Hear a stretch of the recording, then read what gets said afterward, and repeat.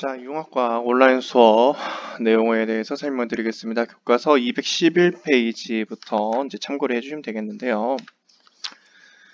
여러분들 교과서 내용보다는 지금 이제 프린트 되지는 않았지만 여기에 나와 있는 내용들 위주로 잘 이제 이해를 해주시면 시험 보는 데는 크게 지장이 없을 것입니다. 먼저 우리 주변의 다양한 에너지부터 살펴보겠습니다. 여러분들 211페이지, 212페이지 나와 있는 내용들입니다. 보시게 되면 열 에너지라고 나와 있는 것도 있고 그 다음에 역학적 에너지라고 나와 있는 것도 있고 그 다음에 화학 에너지라고도 나와 있는 것들도 있다는 걸 우리가 알 수 있습니다. 화학 에너지, 전기 에너지. 각각 에너지라고 하는 것들은요, 그 주체가 되는 것들이 무엇이냐에 따라서 이름을 붙이게 됩니다. 열 에너지의 대표적인 예시를 들어보자면 우리가 모닥불을 키피워 가지고 거기에 고기를 구워 먹는다, 라면을 끓인다 할 때 그 모닥불에서 나오는 에너지, 이게 바로 열 에너지가 되겠죠. 그 다음 화학 에너지는 뭐냐면 화학 에너지는 화학 물질 안에 있는 화학 물질 안에 내포된 담겨져 있는 에너지를 얘기합니다. 크게 보면 여러분들 쉽게 생각할 수 있는 게 석유 혹은 석탄 같은 것들이 있는데요. 이거 말고도 우리가 탄수화물이나 단백질, 지방 같은 경우 지방 같은 경우 우리가 먹어서 에너지원으로 삼게 되죠. 이런 것들도 전부 다 화학 에너지를 가지고 있다라고 볼 수 있습니다. 그다음 전기 에너지는 우리 일상생활에 정말 많이 쓰이죠. 발전소를 통해서 만들어진 전기 에너지 가지고 모터를 돌린다든가 아니면 여러분들 고데기, 열 에너지를 바꾼다든가 혹은 뭐 그 외에도 여러 가지로 우리가 방을 데운다든가 아니면 전등을 킨다든가 이런 걸로 많이 쓰고 있습니다. 이때 사용되는 에너지가 바로 전기 에너지가 되겠죠. 여기서 제일 헷갈리는 게 역학적 에너지일 겁니다. 역학적 에너지에서 역학이라고 하는 이 부분을 잘 보시면 이제 이해하기 쉬운데요. 역학은 바로 물리를 얘기하죠. 물리학의 하나입니다. 그래서 역학적 에너지는 무슨 에너지와 무슨 에너지가 합친 거냐면 얘는 위치 에너지와 그 다음에 운동 에너지를 합쳐서 말하는 말이 바로 역학적 에너지가 되겠습니다. 그래서 운동 에너지는 속력, 속도를 가지는 물체가 가진 에너지를 얘기하고 위치 에너지는 높은 곳에 있는 물체가 가지는 에너지를 위치 에너지라고 얘기를 합니다. 이들 사이에 화살표가 다 되어 있죠. 네, 이 화살표를 보면 알 수 있듯이 에너지는 또 다른 에너지로 다양하게 변할 수 있습니다. 예를 한번 들어볼까요? 여러분들 213페이지 에너지 종류와 전환의 예를 참고를 해주시면 되겠습니다. 자, 그러면 열 에너지가 역학적 에너지가 되는 건 뭐가 있을까요? 그렇습니다. 우리가 석탄을 태워가지고 열을 얻어내면 그 열을 바탕으로 증기기관을 움직일 수 있죠. 그러면 움직이게 되잖아요. 그래서 운동 에너지가 되는 거죠. 그렇습니다. 역학적 에너지가 되는 거죠. 예, 요거는 설명이 됐고. 그러면 역학적 에너지가 열 에너지 되는 거 당연히 있지요. 자, 여러분들 운동장을 여러 번 뛰어봅시다.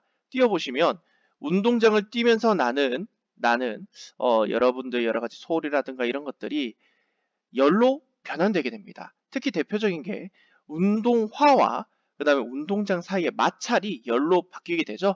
그래서 운동 에너지가 열 에너지로 바뀌는 경우 얘기를 했습니다. 그 다음 화학 에너지가 열 에너지 바뀌는 건 너무 쉽죠. 석유를 태우면 화학 에너지가 열 에너지로 바뀌는 거죠. 그죠? 열 에너지가 화학 에너지 되는 경우 있을까요? 없을까요? 네, 우리가 요거는 광합성을 얘기를 해도 되고요. 뭐 광합성 같은 경우 열 에너지보다는 빛 에너지를 화학 에너지로 바꾸는 거겠지만 광합성보다는 좀 더 어떤 게 있냐? 우리가 화학 반응할 때 주변의 열을 흡수해서 하는 반응을 흡열 반응이라 합니다. 네, 흡열 반응이 대표적으로 우리가 열 에너지를 바탕으로 화학 에너지를 만드는 걸 되겠습니다. 자, 화학 에너지 가지고 우리가 운동 에너지 만드는 경우 총알을 쏘게 되면 총 안에 있는 화약 안에 담겨 있는 화약 에너지를 총탄에 전달해주는 운동 에너지를 바꿀 수 있죠. 그죠? 그 다음 운동 에너지가 화학 에너지 되는 경우가 있을까요? 없을까요? 운동 에너지가 화학 에너지 요거는 거의 예를 찾아볼 수는 없어요. 예. 요거는 그러면 일단 무시를 하시고 그 다음 화학 에너지가 전기 에너지 되는 건 쉽죠. 네, 우리가 뭐 석유나 석탄을 이용해 가지고 발전소를 돌려서 전기를 만들면 이 발전소가 되겠죠. 발전소. 발전소가 되는 거죠. 그 다음 전기 에너지 가지고 화학 에너지 만드는 경우 전기 에너지를 바탕으로 화학 에너지를 만들 수가 있습니다. 뭘 만들 수 있을까요?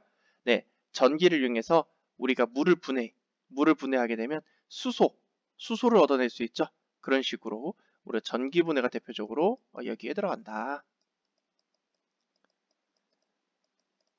그 다음 전기 에너지로 역학적 에너지를 만드는 거 너무 쉽습니다. 네, 모터를 이용해서 자동차를 움직이면 되겠죠. 모터 이용하는 경우가 바로 이 대표적인 예시가 되겠죠. 그 다음 역학적 에너지를 전기 에너지로 바꾸는 건 얘도 마찬가지로 발전소가 되겠죠. 발전소. 그죠? 예를 들어 가지고 자전거 바퀴를 돌려서 그 발전기를 돌리면 전기 에너지로 바뀌어 가지고 우리가 전등을 켤 수 있는 거, 그런 것들이 되겠습니다. 여기까지 말씀드렸고요. 우리 주변의 다양한 에너지가 변화할 때 여기 보시게 되면 대표적인 예시를 가져왔거든요. 휘발유, 화학 에너지를 가진 휘발유를 자동차에서 사용하게 되면 자동차가 움직이면서 역학적 에너지, 운동 에너지로도 바뀌고, 열 에너지, 자동차가 움직이면서 열도 나고, 마찰 에너지, 마찰도 일으키게 됩니다. 그런데 반응하기 전의 에너지는 이 휘발유이고요. 반응한 이후의 에너지는 제가 녹색으로 표시할게요. 이 열 에너지, 역학적 에너지, 마찰 에너지인데 이 에너지 이외에 다른 에너지로 변환이 되지 않는다 했을 때 빨간색인 휘발유 에너지를 예를 들어서 100이라고 생각해 봅시다. 얘를 100이라고 합시다. 열 에너지를 A, 역학적 에너지를 B, 마찰 에너지를 C라고 합시다. A와 B와 C를 다 더하면 100이 될까요? 네, 주변에 또 다른 뭐 마찰이라든가 저항이 없다면 이 100은 A와 B와 C의 합과 같습니다. 즉 반응하기 전과 후의 에너지량은 동일하게 된대요. 이걸 우리는 무슨 법칙이라냐면 에너지 보전 법칙이라고 얘기를 합니다. 자, 그 다음 215페이지부터 216페이지에 있는 내용들을 좀 줄여서 이 5가지로 얘기를 할 겁니다. 이 5가지를 순서대로 아셔야겠습니다. 화석연료와 문명 보시면 제일 먼저 18세기의 산업혁명이 일어납니다. 그러면서 석탄과 석유를 사용하기 시작하고요. 근대 문명이 발달하게 되는데 그런 와중에 외연기관, 대표적인 게 증기기관입니다. 증기기관이 발명됩니다. 그러면서 피스톤, 여기 보시면 이렇게 움직이는 왕복 운동하는 왔다 갔다 움직이는 이 부분을 피스톤이랍니다. 이 피스톤의 왕복 운동을 사용하기 시작해요. 그리고 19세기엔 증기기관 대신 증기터빈을 사용하게 되는데 증기터빈이 발명되면서 증기기관을 대체하게 되고요. 내연기관이 발명되면서 이제 증기기관이 밀려나게 됩니다. 그래서 증기기관은 외연기관 중 하나라고 했죠. 자, 외연과 내연은 어떤 차이냐? 여기 왼쪽에 있는 게 외연이고 오른쪽에 있는 게 내연인데요. 보시게 되면 외연기관은 이렇게 태우는 곳과 피스톤이 분리되어 있습니다. 그렇지만 내연기관은 태우는 곳과 피스톤이 한 공간 안에 있죠. 그래서 한 공간 안에서 압축과 폭발이 일어나면 내연기관, 압축과 폭발은 다른 곳에서 일어나면서 피스톤 운동은 다른 곳에서 일어난다. 그러면 외연기관 이렇게 하면 되겠습니다. 그럼 마지막 단계로 20세기, 오늘날이죠. 석탄, 석유, 천연가스 등 다양한 화석연료를 사용하고 있다. 요 정도만 알고 계시면 될 것 같습니다. 이제 진도를 쭉 나가서 여러분들 어디 페이지를 피시면 되냐? 218페이지부터 221페이지 내용은 따로 하지 않겠습니다. 너무 여러분들한테 어려워서요. 제가 따로 하진 않고요. 223페이지에 교과서 내용, 지구의 복사평형 같이 한번 보도록 하겠습니다. 자, 지구의 복사평형 보시면 물론 여기 있는 퍼센테이지는 교과서에 있는 내용이랑 조금 다릅니다. 많은 요거만 정확히 하시면 되겠습니다. 태양에서 오는 에너지는 태양 복사 에너지라고 얘기합니다. 태양 복사 에너지가 100이 들어왔을 때 그 중에 일부는 지표면에 흡수되고요. 일부는 반사되고요. 일부는 대기와 구름에 흡수됩니다. 그 중에 지표면에 흡수된 거와 대기와 구름에 흡수됐던 것들이 지구에 흡수된 에너지인데 지구에서는 이 흡수된 에너지가 지구 복사 에너지로 다시 밖으로 나가게 됩니다. 이 지구 복사 에너지가 다시 밖으로 나가게 되는데 이 복사되는 에너지를 중간에서 다시 반사시키는 효과가 있습니다. 이걸 우리는 온실 효과라고 얘기합니다. 뒷부분에서 좀 더 자세히 다루겠습니다. 자, 그러면 이렇게 태양에서 들어오는 태양 복사 에너지는요, 지구를 절반으로 나눈 부분을 우리가 적도라고 얘기했습니다. 이 적도에서 극지방으로 갈수록 뭐가 높아진다? 위도가 높아진다. 경도가 아니라 뭐다? 위도가 높아지게 됩니다. 그래서 이 극지방을 고위도, 그 다음에 적도지방을 저위도라고 얘기하는데요. 이 저위도 지방에선 태양이 비추는 면적이 좁습니다. 그래서 굉장히 많은 햇빛이 집약적으로 쏟아지게 되고 고위도 지방에서는 태양이 쏟아지는 햇빛 면적은 같으나 지표면에 닿는 면적이 넓어지죠. 그래서 비추는 면적이 넓어지기 때문에 고위도 지방에는 태양 복사 에너지가 적게 나오게 됩니다. 이 내용을 그림으로 나타내면 이렇습니다. 적도는 태양 복사 에너지가 많고 극지방은 태양 복사 에너지가 적기 때문에, 고위도는 적기 때문에 지구에서 나가는 지구 복사 에너지는 극지방과 적도지방이 크게 차이 나지 않습니다. 물론 적도지방이 좀 더 크긴 하지만 극지방과 적도지방이 크게 차이 나진 않지만 태양 복사 에너지가 극지방에서 작다는 걸 알 수가 있죠. 이걸 통해서 적도지방은 에너지가 충분한 에너지 과잉 상태, 극지방은 에너지 부족 상태인 걸 알 수 있고, 이렇게 에너지의 불균형이 일어나기 때문에 대기와 해수의 순환이 일어나게 됩니다. 이걸 우리는 열수지 불균형이라고 합니다. 이걸 열수지 불균형이라고 합니다.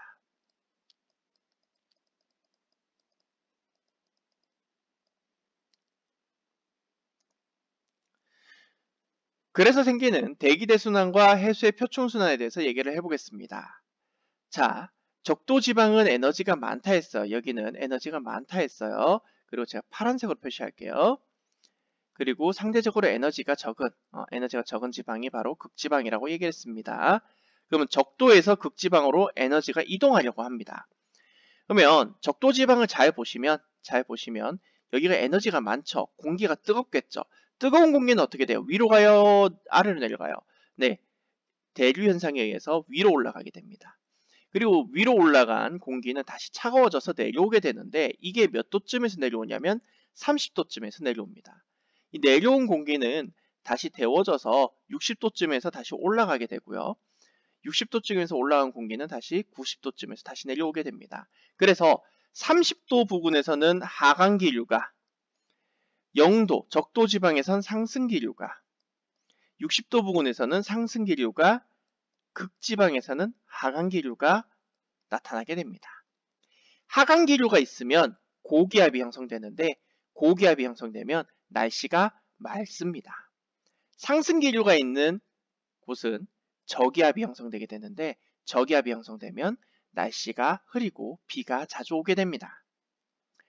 이때 0에서 30도까지 공기의 순환을 뭐라고 하냐면 헤들리 순환, 30에서 60도까지의 공기의 순환을 뭐라고 하냐면 베렐 순환, 60에서 90도까지의 순환을 극순환이라고 얘기합니다. 얘는 우리가 북반구와 남반구라고 얘기를 하죠.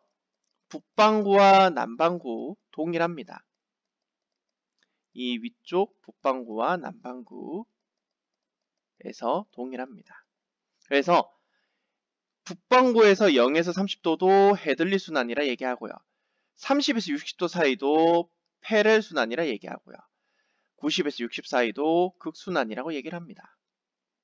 그런데 각각의 순환에 의해서 생기는 바람이 있습니다.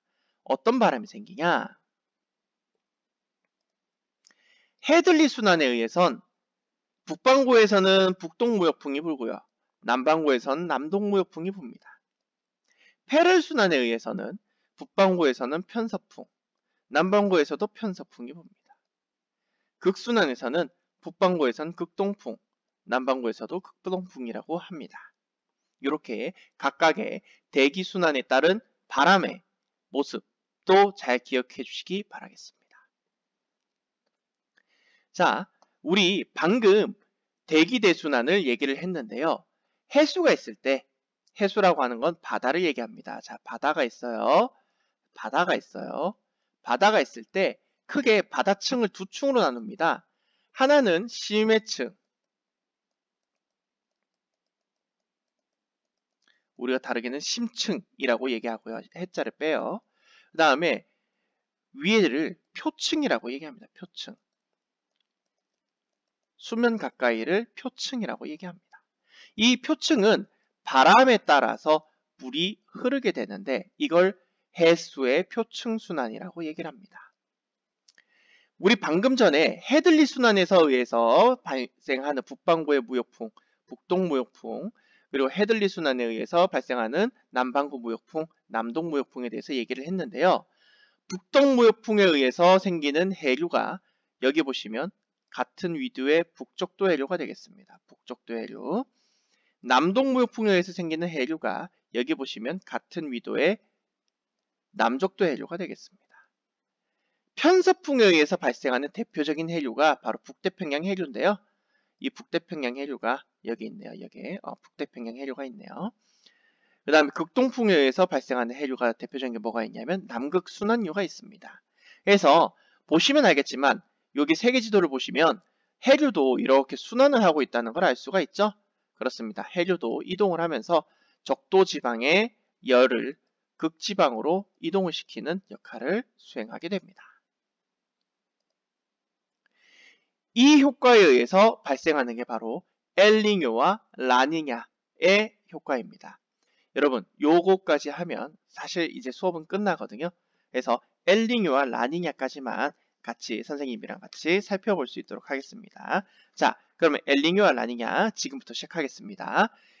그러면 엘니뇨와 라니냐를 하기 전에 여러분들 교과서 225페이지에 나와 있는 내용입니다. 225페이지, 226페이지입니다.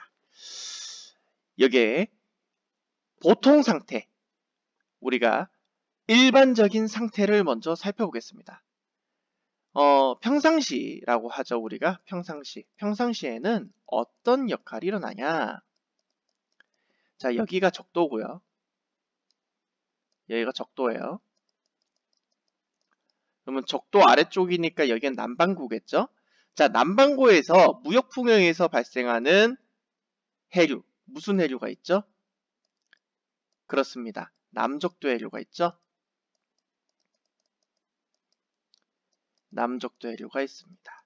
그럼 이때 발생하는 무역풍은 무슨 무역풍? 북동 무역풍, 남동 무역풍? 그렇습니다. 남동 무역풍입니다. 이 남동 무역풍을 발생시키는 순환은 무슨 순환? 헤들리 순환. 이렇게까지 다 외우셔야겠죠. 자, 여기 있는 바다는 태평양입니다. 태평양의 동쪽과 태평양의 서쪽을 비교를 할 건데요. 무역풍이 불면서 남적도 해류가 흐르면서 표층에 있는 해수, 표층수가 이동을 하게 됩니다. 위쪽에 있는 물이 따뜻하고 아래쪽에 있는 물이 찹습니다. 네, 심해수가 좀 더 찬 물이죠. 그래서 위쪽에 있는 물이 태평양의 서쪽으로 이동하면서 인도네시아 연안엔 따뜻한 물이 모이게 되는데요. 그러면 수온이 높기 때문에 증발이 잘 일어납니다. 따라서 강수량이 많아지게 되는 거죠.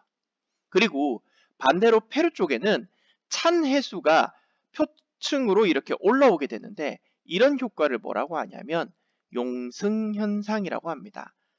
이 현상을 용승현상이라 합니다. 용이 승천하는 모습으로 올라온다는 얘기죠. 찬 해수가 올라오면서 이 안에 있던 수많은 무기염류들이 같이 올라오게 되는데 플랑크톤이 이를 먹기 위해서 같이 올라오게 되고 페루 근방에서는 물고기가 잘 잡히게 됩니다. 그리고 수온이 낮기 때문에 물이 잘 증발하지 않아서 강수량이 적고 날씨가 맑은 상태가 유지되게 되죠. 이게 평상시 상태입니다. 그런데 수년에 한 번씩 한 4에서 6년 사이에 한 번씩 무역풍이 약해질 때가 있습니다. 무역풍이 약해지게 되면 원래 해수가 가던 것들이 가지 못하고 역으로 돌아오게 됩니다. 돌아오면서 이때 페루 연안은 원래 있던 물의 온도보다 평소보다 수온이 상승하게 됩니다. 따라서 강수량이 증가하게 됩니다. 그러면 안 오던 비가 오기 때문에 페루에서는 홍수가 나게 되죠. 그리고 인도네시아 연안에는 평소보다 온도가 낮아진 바다 수온 때문에 증발이 잘 일어나지 않아서 강수량이 적어지게 되고 가뭄이 오게 됩니다. 이걸 우리는 엘 니뇨 현상이라고 얘기를 합니다. 반대로 무역풍이 너무 강해지면, 무역풍이 엄청 강해지면 따뜻한 해수가 인도네시아에 너무 많이 가게 되고, 그럼 인도네시아 연안은 평소보다 수온이 올라가서 강수량이 평소보다 많아지게 됩니다. 따라서 홍수가 발생하게 됩니다. 페루는 원래 있던 따뜻한 해수마저 가버렸기 때문에 수온이 평소보다 많이 떨어지게 되고요. 강수량이 급감하게 되고 가뭄이 오게 되게 됩니다. 이게 라니냐 현상이 되겠습니다. 자, 여러분 이제 거의 끝났어요. 이제 지구온난화와 기후변화에 대한 내용만 얘기하면 됩니다. 자, 여기 보시게 되면 여러분들 태양 복사 에너지가 지구로 들어오고 있고 지구 대기가 이렇게 쌓여 있는 것을 알 수가 있습니다. 그러면 지구 복사 에너지가 일부의 지구 복사 에너지가 지구 대기를 만나고 다시 튕겨져서 지구 대기 안에 갇히게 되는데요. 이런 효과를 우리는 뭐라 하냐? 온실 효과라 합니다. 이 온실 효과는 무슨 기체에 의해서 발생하냐? 바로 이산화탄소, 메탄, 프레온 기체 등 온실 기체에 의해서 발생하게 되는데요. 온실 효과는 나쁜 게 아니에요. 나쁜 게 아니지만 온실 기체의 양이 갑자기 급증하게 되면 온실 효과가 같이 증가하게 되고 지구의 평균 기온이 올라가는 지구온난화를 일으키게 됩니다. 그러면 극지방과 적도지방의 온도 차이가 더 심해지게 되고 이상기온 현상이 일어나게 되는 거죠. 이 내용이 여러분들 또 어디에 나와 있냐면, 자, 여러분들 책 231페이지에 나와 있습니다. 그래서 여기까지 우리가 이제 수업을 해봤고요. 요 내용을 잘 기억해 주셔야 될 것 같습니다. 요 내용을 잘 기억해 주시고 우리 시험을 대비를 해주셔야 되지 않을까 생각합니다. 다음 시간엔 에너지 자원과 고갈, 그 다음에 재생에너지에 대해서 얘기를 할 건데요. 아마 이 중요한 에너지 몇 가지만 좀 얘기를 하고 신기술까지만 얘기를 하면 이제 책 내용은 끝나지 않을까 싶습니다. 지금까지 여러분들 수고 많으셨고요. 우리 유대영 선생님 강의도 들어야 되기 때문에 내용 자체를 많이 담을 수는 없을 것 같아서 제가 짧게 담았습니다. 한 3분쯤 지나가고 있는데요. 이 내용 잘 듣고 나중에 우리 수행평가인 쪽지 퀴즈도 잘 풀 수 있으면 좋겠네요. 지금까지 김덕환이었습니다. 감사합니다.